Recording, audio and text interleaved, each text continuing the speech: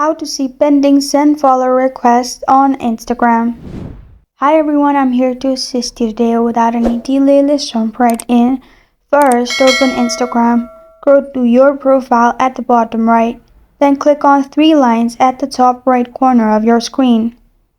You'll find settings pop up. In here, click on Account Center at the top. Then click on Your Information and Permissions, which is in Account Settings. Now click on Download Your Information, which is the first option.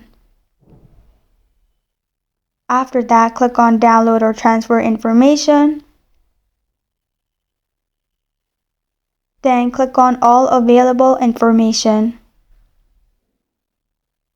Click on Download to Device, which is the first option.